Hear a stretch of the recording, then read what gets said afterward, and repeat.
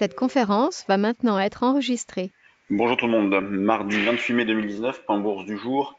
Toujours pas d'indication directionnelle claire sur les marchés, on est toujours dans cette phase d'hésitation, de manque de conviction, d'alternance hausse-baisse. Sur le CAC d'ailleurs ce matin on a un petit peu de nervosité puisque après un début, après une ouverture plutôt pas mal, le CAC n'a fait que revenir en arrière, donc rien de bien méchant tout de même. On est sur le niveau d'hier à midi et 17 heures, niveau sur lequel on avait pris appui et rebondi derrière. D'ailleurs nous on a acheté un petit peu dans cette zone-là de 85-90 dans l'idée de viser par exemple 313, moi je place à 13 en ce qui me concerne. On accumule des écarts dans les deux sens, on ne fait pas l'impasse sur des ventes si on revient dans la zone des 5325-35. Donc on ne privilégie pas de directionnel, vous l'aurez bien compris, on essaye de capter des morceaux de mouvement. Lorsqu'on avait cassé les 5270, on avait déclenché un biais baissier avec comme objectif potentiel les 5180. Bon, pour l'instant, on s'en est un petit peu éloigné, mais en tout cas, on faisait l'impasse sur un gros mouvement de baisse, ce qui a été prouvé derrière. Donc le marché n'est pas très vulnérable, il y a pas mal de menaces, toujours les mêmes, toujours en suspens le Brexit, la guerre commerciale entre les États-Unis et la Chine, mais pour l'instant tout tient plutôt pas mal. Les gérants manquent de visibilité, donc ne font pas grand-chose et on le retrouve au niveau des volumes qui sont pas très importants. On passera en revue les actions tout à l'heure.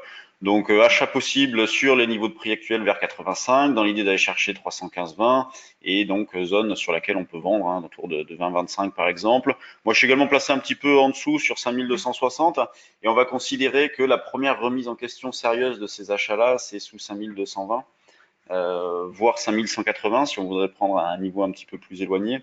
Et 5180, vous voyez, si on prend un petit peu de recul, alors là on va regarder sur le cash, c'est pas très représentatif, c'est pas exactement ce niveau-là, puisqu'il faut tenir compte des dividendes. Vous voyez, ça correspond au plus bas du 13 mai, donc pour l'instant on tient dessus. D'ailleurs, en parlant des dividendes, on a actuellement 34 points, me semble-t-il, entre le cash et le futur. Voilà, 34 points d'écart entre le cash et le futur. Et demain, on aura les dividendes donc de BNP. L'impact sera de 15 points. Donc l'écart va diminuer de 15 points à partir de demain. On a Dassault aussi qui va détacher. Donc l'écart ne sera plus que de 18 points demain. Le DAX, lui, a atteint une zone de rebond, la zone des 12 20-30. C'est ce qu'on avait proposé sur le trade du jour DAX ce matin. On a déjà eu un rebond, donc de quoi faire un petit écart. Donc on continue de travailler principalement avec un biais haussier. D'ailleurs, je voulais vous montrer ça aussi. Donc, si vous souhaitez travailler les turbos sur le CAC, vous voyez, si par exemple vous souhaitez exploiter la zone autour de 5330 à la vente, vous pouvez très bien prendre par exemple du turbo 5433, pourquoi pas, donc à acheter, donc du turbo put, à acheter dans la zone des 5330. Il a une bonne élasticité, donc une bonne réactivité. Il coûtera pas trop cher non plus si jamais le marché rebondit. Donc dans l'idée, par exemple, de faire un écart 5330, 5290. Vous voyez, c'est l'idée principale de cette opération-là. L'eurodoll, lui, il ne fait toujours pas grand-chose, donc toujours aussi hésitant. Hier, on n'a pas réussi à vendre puisqu'il n'y a pas eu véritablement de rebond. Donc aujourd'hui, on a rapproché un petit peu la zone de vente à 11,97. Donc à 11,97, 1,12,13, ce sont des niveaux à surveiller pour vendre dans l'idée de faire des écarts de 20-30 pips. Donc on continue notre sans faute sur l'eurodoll. Ça fait des mois que l'on n'a pas été stoppé sur l'euro-dollar. Donc on a un taux de réussite qui est assez exceptionnel, même nous on n'en revient pas.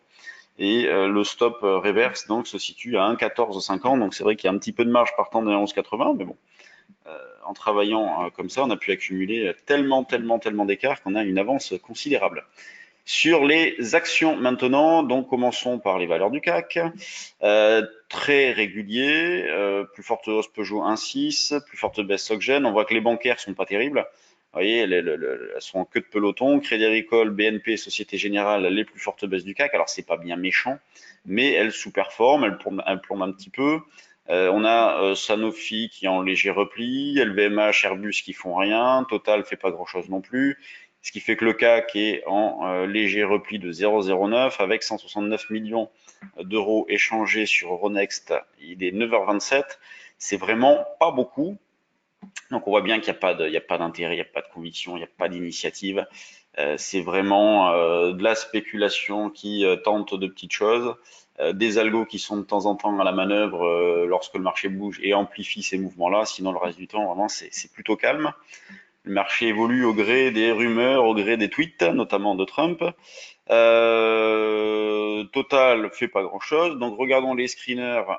Volume, qu'est-ce que l'on retrouve? On a Paro qui explose ce matin. Il y a eu une news sur Paro ce matin. Alors difficile à exploiter. Vous voyez, le graphique est quand même très décousu de cette valeur-là. On a Neopost qui a sorti ses chiffres, donc ils sont salués. Elle prend 7-8%. Mediawan qui reste pas mal. Donc ça, c'est une valeur que l'on surveille de près, hein. On en a d'ailleurs. Du Mediawan, il y a du potentiel. C'est une valeur assez intéressante. Katana qui arrive sur des niveaux de résistance assez proches, Manutan, Forestia. Forestia, on fait une sorte de un petit double appui avec fin mars. Virbac, donc pas de grosses idées sur les mid et small ce matin. Le constat reste le même sur le marché. Voyons voir Rai qui bouge pas mal, qui fait la une des médias en ce moment. Donc Rai qui a perdu 60 et quelques pourcents, donc 61% le 24, qui fait plus grand chose depuis, qui est un peu KO. Là, le contre-pied est très méchant. Là, il y a énormément de monde qui est collé sur cette valeur-là, donc il va falloir un petit peu de temps pour qu'elle s'en remette. On peut très bien passer par une phase de digestion pendant quelques semaines avant qu'elle reparte éventuellement. Et là, il faut digérer ce gros gadin.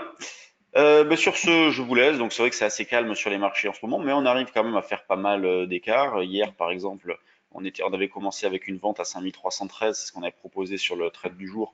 On n'a pas eu tort immédiatement, mais le marché a fini par revenir en arrière et donc on a pu faire un écart. On a pu tenter des petits achats aussi sur 85-90 hier et ce matin également.